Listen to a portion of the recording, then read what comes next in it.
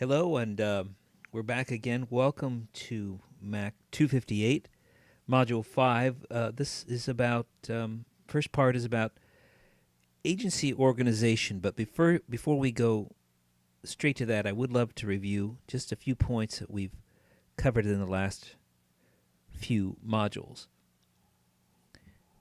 We talked about developing a stronger strategy in that consisted in the class discussion of three key understandings: understanding the offering, the consumer, and the landscape.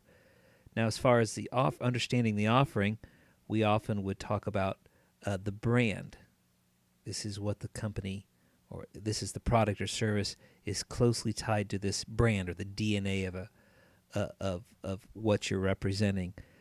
Put succinctly, it's what a company, product, or service means in the hearts and mind of the consumer. So, understanding that offering and the not only the physical properties but the emotional properties and etc. What that means to the consumers. That's what we're talking about when we're talking about brand. And also, what does that brand offer? And the old adage is, remember, it's the benefit. What's in it for me? Again, people don't buy quarter-inch drill bits. They buy the benefit of that. They buy the quarter-inch hole that they can drill. Always a helpful reminder.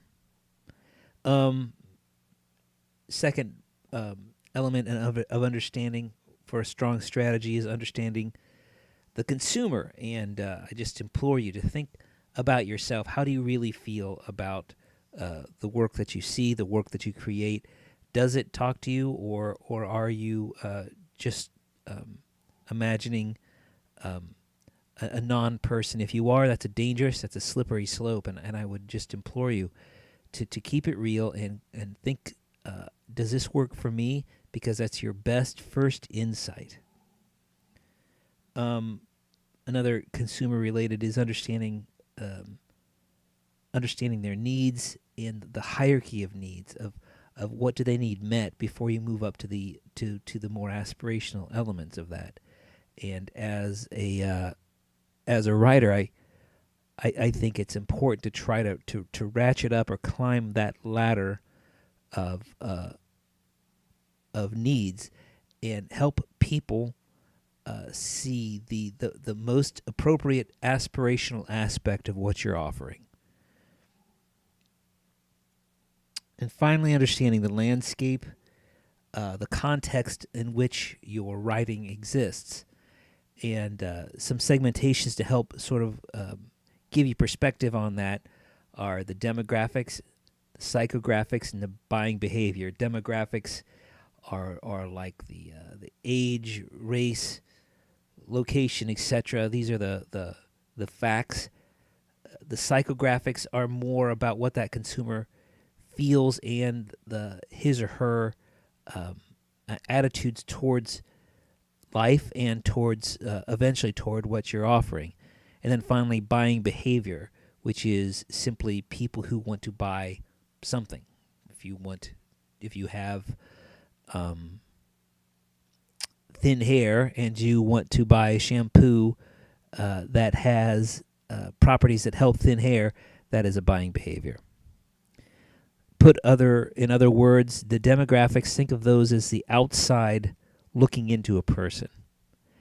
The psychographics are the inside attitudes looking out toward life.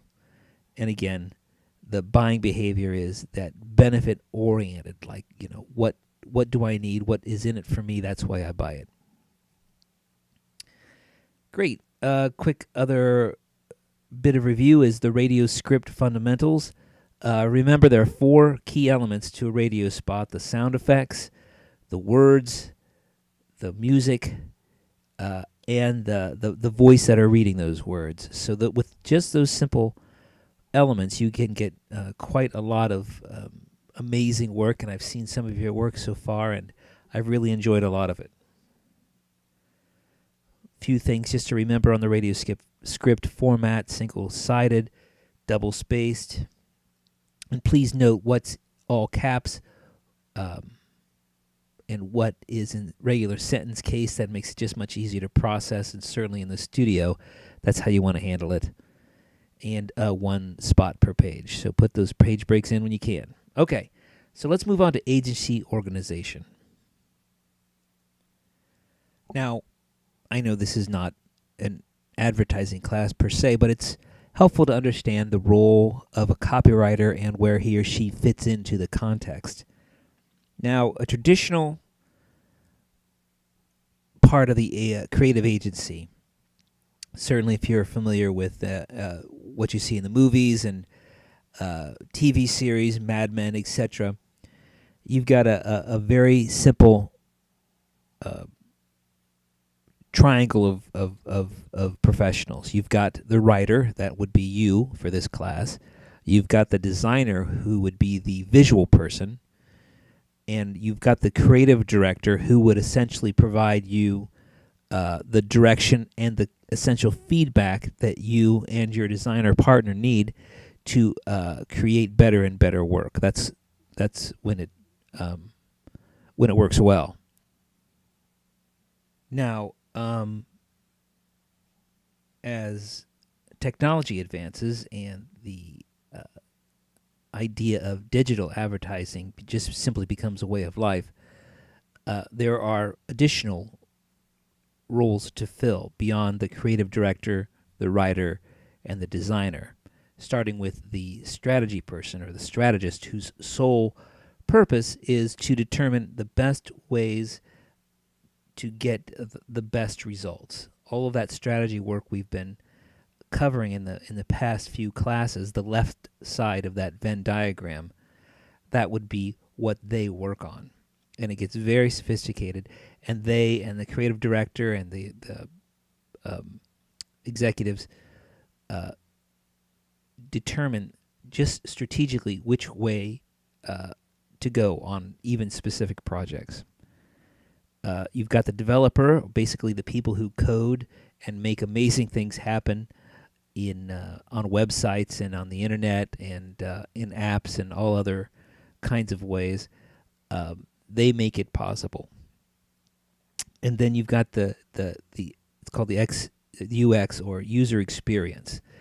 That is somebody who works closely with the designer, but understands how people interface in various ways and various machines and technology, and from phones to laptops to you name it.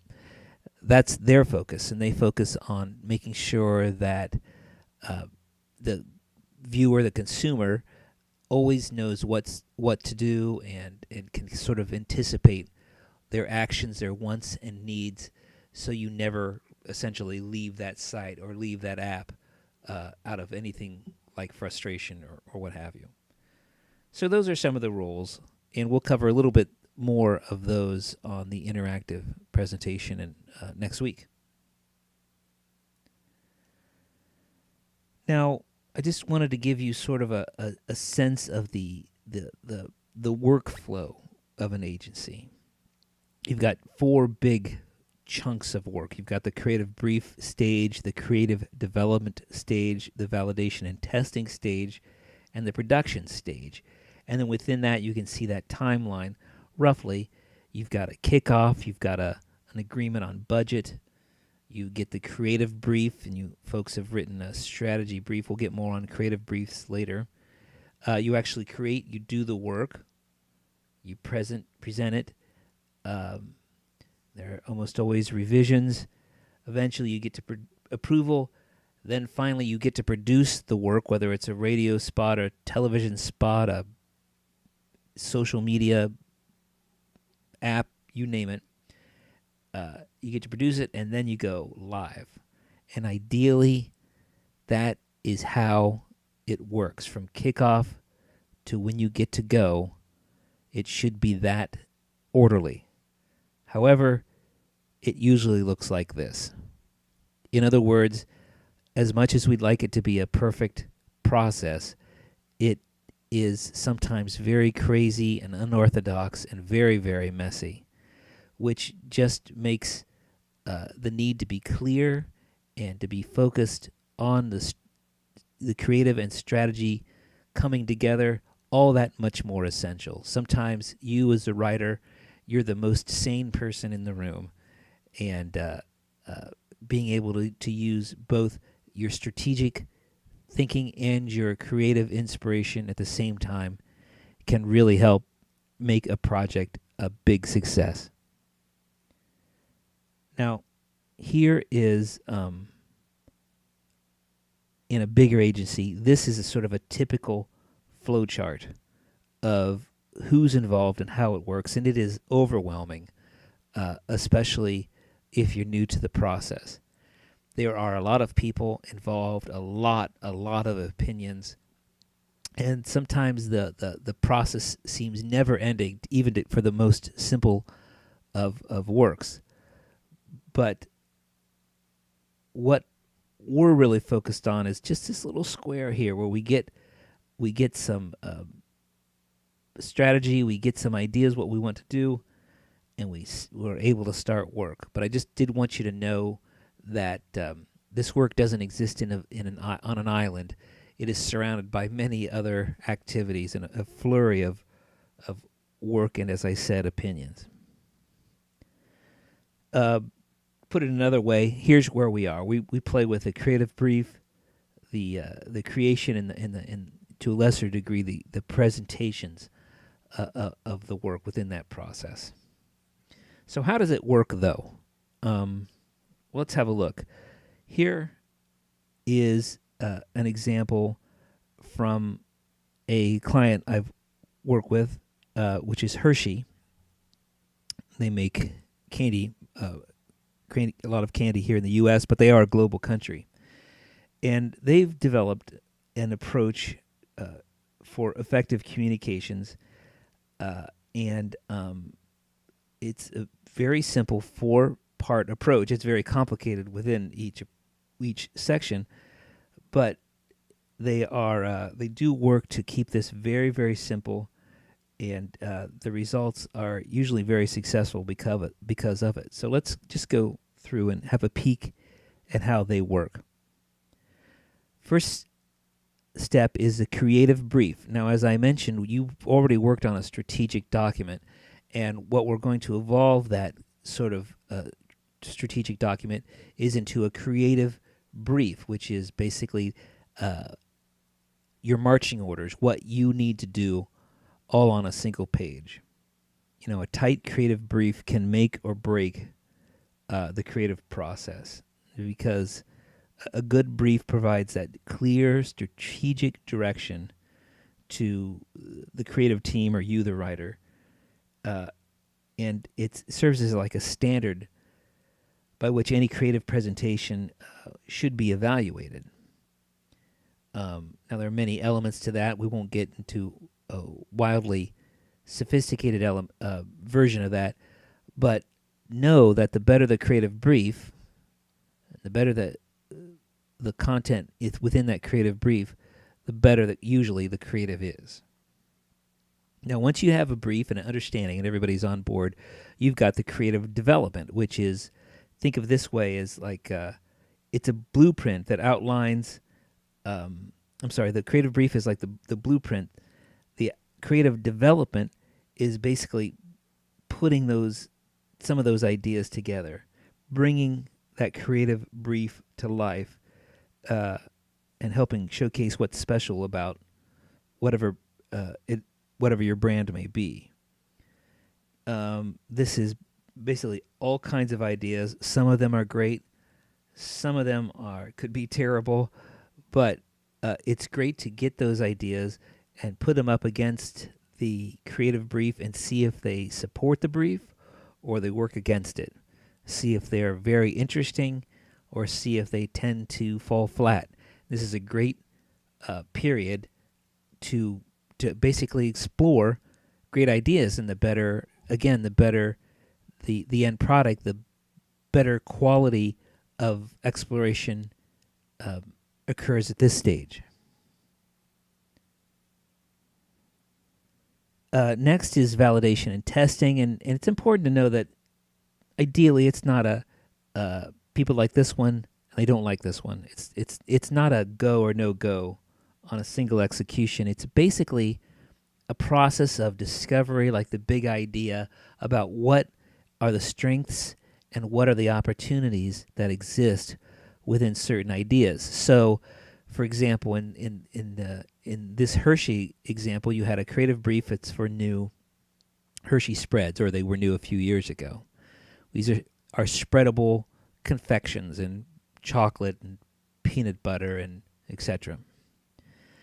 And so they had a brief, and then they developed many different concepts of how are we going to share this brand new product from a company that is, established and well known. How are we going to share some excitement? How are we going to help them know it's not a chocolate bar, but it's something radically different? And they had all kinds of ideas. Put them up on walls, and people talked about them, and they chose a handful of them, let's say, and I don't know for certain, but they chose 5 key approaches.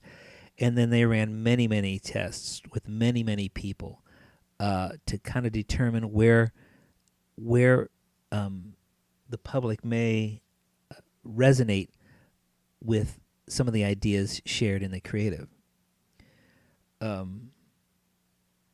See if the key message came out. And after, depending on the budget, some companies will test extensively. Hershey does test everything extensively. Or some other companies certainly play it faster and looser to great success as well. But regardless, everybody tests their material, and they come up with eventually something that looks good for consumers, that works well for the company, that supports the brand, that offers a good possibility of return for the investment, etc. So that's that stage. And then finally, you've got production, which is making it all real. Shooting commercials, producing audio, visual, print, etc. That's where a whole other world of production creatives comes into play. Well, if you want to see how this Hershey spot turned out from creative brief to end result, check out the link below this presentation. And then I hope you'll move on to the second part of this module, which is assessing the creative. Thanks a lot.